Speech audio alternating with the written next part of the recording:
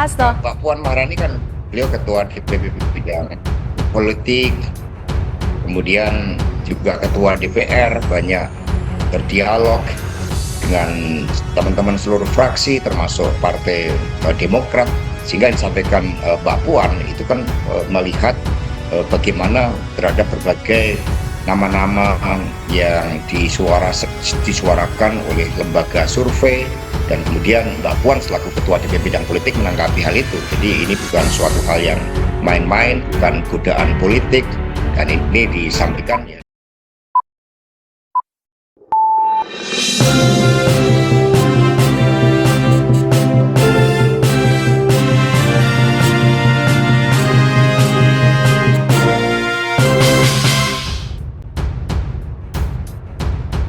Pak Hasto, AHY masuk radar bacawa pres dari Ganjar.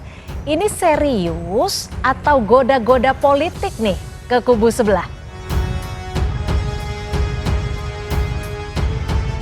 Pak Hasto. Mbak Puan Maharani kan beliau ketua DPP bidang politik, kemudian juga ketua DPR, banyak berdialog dengan teman-teman seluruh fraksi termasuk Partai Demokrat, sehingga yang disampaikan Mbak Puan itu kan melihat bagaimana terhadap berbagai nama-nama yang disuarakan oleh lembaga survei, dan kemudian Mbak Puan selaku Ketua DPP Bidang Politik menanggapi hal itu. Jadi ini bukan suatu hal yang main-main, bukan godaan politik, dan ini disampaikan ya dengan semangat persahabatan.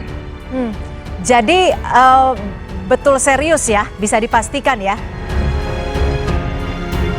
Ya, tapi kita juga hormati dan tadi pernyataan Mas AHY yang mengedepankan etika politik, mengingat Partai Demokrat sudah memutuskan untuk mendukung Pak Anies Baswedan. Tetapi politik ini kan juga terbuka, suatu ruang dialog, dan apa yang disampaikan Mbak Puan merupakan hal yang positif untuk membuka ruang dialog tersebut, karena kesadaran bahwa apa yang disampaikan oleh Presiden Jokowi, kita perlu gotong royong, kita membangun tali silaturahim, demikian pula yang disampaikan oleh Ibu Megawati Soekarno Putri itu dijalankan oleh Mbak Puan.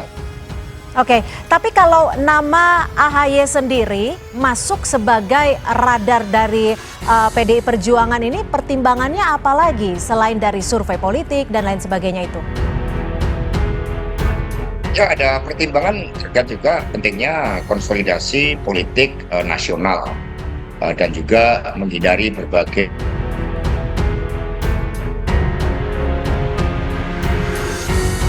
Ya, Pak Hasto. prasangka narasi tentang masa depan, bagaimana bangsa ini bisa maju, termasuk membangun berbagai kerjasama dengan partai politik, termasuk yang disampaikan oleh Mbak Puan ketika menyebut Pak AHY untuk punya potensi sebagai nama-nama.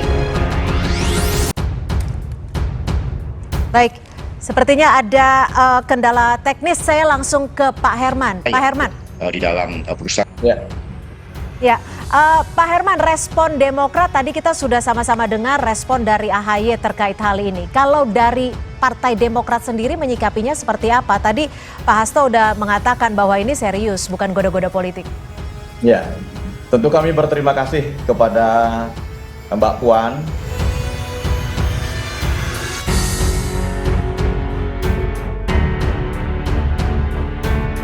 PDIP dan tadi Bang Hasto yang makasih. Dan ini memantapkan bahwa memang AHY sudah layak menjadi bakal calon wakil presiden. Namun memang seperti apa yang tadi disampaikan oleh Mas AHY dalam press conference pasca tadi pertemuan kami dengan para relawan, tentu kami saat ini sedang fokus terhadap bangunan politik yang memang sudah sejak awal digagas, yaitu untuk membangun koalisi bersama Koalisi Perubahan yang juga sudah menetapkan bakal calon presidennya adalah Mas Anies Baswedan, dan tentu masih menunggu sesuai dengan kesepakatan 3 partai, Demokrat, PKS, dan Nasdem, sambil menunggu Mas Anies yang dimandatkan untuk menetapkan siapa nanti yang tepat untuk bisa menjadi bakal calon wakil presiden. Terima kasih Bang Hasto. Artinya diklarifikasi Bung Herman, Dan terima kasih. ini bagi kami memang buah hasil kerja dari Mas AHY yang selama ini selalu turun ke lapangan, dan saya meyakini bahwa apa yang disampaikan Mbak Puan tadi tidak main-main dan pasti berdasarkan survei, berdasarkan berbagai informasi yang kemudian disimpulkan menjadi bakal calon wakil presiden yang masuk radar di Oke. PDI. Tapi gini, Pak Herman, Demokrat melihatnya seperti apa? Apakah ini memang suatu bentuk apresiasi, pujian terhadap AHY, atau ada gangguan nantinya?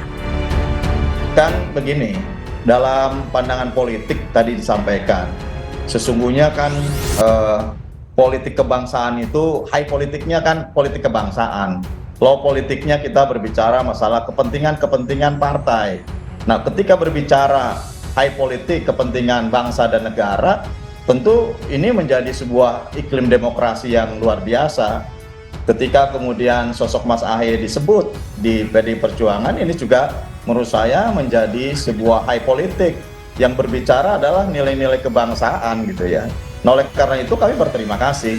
Namun tadi disampaikan bahwa memang kami sedang fokus membangun bangunan politik bersama koalisi perubahan. Baik. Yang tentu pada akhirnya nanti seperti apa, ya ini masih ada waktu ke depan gitu ya. Oke. Namun kira tetap bahwa dengan nilai-nilai perubahan yang kami usung juga ini menjadikan bahwa arah dan kebijakan koalisi tentu harus juga memenuhi kriteria perubahan. Nah, ini yang Baik. apakah kan untuk menentukan bakal calon wakil presiden kan bukan hanya persoalan popularitas dan elektabilitas, tapi juga bagaimana kesamaan visi, kesamaan misi, bagaimana juga menjawab situasi dan tantangan kebangsaan saat ini. Baik. Nah, ini yang kemudian rumusan-rumusan dan bangunan koalisi politik kita ini justru kita ingin berada dalam high politik. Oke, jadi artinya masih tetap solid dengan koalisi perubahan. Saya akan ke Mas Hanta.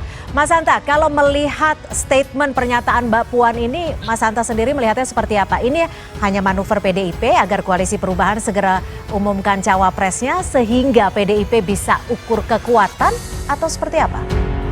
Ya, Cynthia yang menyampaikan adalah Mbak Puan, kemudian saya kira sejalan disampaikan oleh Mas Hasto. Kalau kita bicara PD Perjuangan setelah Ibu Megawati, orang kuat selanjutnya memang Mbak Puan dan Mas Hasto. Jadi kalau Mbak Puan dan Mas Hasto mengatakan ini, saya kira memang menarik dan layak untuk kita diskusikan. Nah, karena itu saya sebelum menyampaikan analisa tadi, ini poin saya dulu satu, ini menandakan bahwa pesan dari Mbak Puan ini PD Perjuangan menandakan bahwa cawapresnya Mas Ganjar memang belum final, belum kuat, namanya belum disimpulkan, satu itu.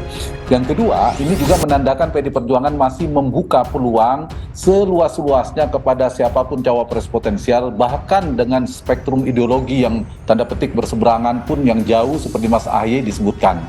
Nah, yang ketiga, yang ini yang ingin saya sampaikan, bisa jadi itu dibuka buat semua. Pertanyaannya adalah apakah betul disebutkan Mas AHY ini kemudian bisa direalisasikan. Saya ingin mengatakan dari semua nama, secara realitas yang paling sulit direalisasikan atau diganti kalimatnya yang tidak mudah untuk direalisasikan justru ada nama Mas AHY. 3 faktornya. 1, karena secara historis saya kira Mas Hasto yang salah satu memberi catatan kesulitan PD Perjuangan berkoalisi dengan 2 partai secara ideologi dengan PKS, secara historis dengan Demokrat. Bukan tidak mungkin, tapi ada kendala di sana. Apalagi kita tahu, tapi ini justru menjadi cair dan potensi menjadi lebur bagus juga. Menyatukan misalnya orang persepsikan 2 orang veto player, kingmaker 2 partai ini, Pak SBY dan Bu Mega, kemudian sulit kita membayangkan bisa bergabung gitu ya. Demokrat akan bergabung, 2 orang ini dalam waktu dekat akan bergabung. Yang kedua, dari posisi koalisinya juga diametral. Satu mengusung perubahan dengan tegas, yang satu ada keberlanjutan. PD Perjuangan simbolnya Pak Jokowi utama kan, keberlanjutan. Nah, kalau ini digabungkan agak sulit dalam bayangan saya, agak sulit sampai saat ini. Tapi kalau itu terjadi luar biasa dan akan cair peta koalisinya. Dan ketiga adalah dari spektrum pemilihnya juga ini kan berseberangan. Nah, kalau menggabungkan ini juga kalau kita lihat dari perspektif positifnya, ini menjadi cair semuanya. Tapi saya ingin mengatakan dari 3 faktor tadi, figur utamanya, 2 partainya, posisi koalisinya, koalisi pemilihnya, seperti sulit menyatukan seperti air dan minyak. Tapi bukan tidak mungkin, saya ingin mengatakan itu. Nah, pertanyaannya adalah yang menarik, saya kira yang dilakukan oleh Mbak Puan dan Mas Hasto ini menarik. Ini kayak lempeng-lempeng politik. Kalau ada satu getaran, ada pergerakan, itu akan mempengaruhi yang lainnya. Saya ingin melihat dari sisi Demokratnya sedikit. Yang menarik adalah posisi ini akan meninggikan posisi tawar AHY, Mas AHY di internal koalisinya. Kenapa? Kalau daya tawarnya naik, maka daya tekannya ingin menjadi cawapres Anies Baswedan akan semakin kuat. Jadi kalau akan ada deklarasi, maka Demokrat dan Mas AHY harus berterima kasih segera kepada Mbak Puan dan Mas Hasto yang mendorongnya, paling tidak itu. Yang kedua adalah, saya kira ini sedikit banyak saya menggunakan istilah Cynthia tadi, kalau menggoda ini akan mengganggu soliditas di internal koalisi perubahan.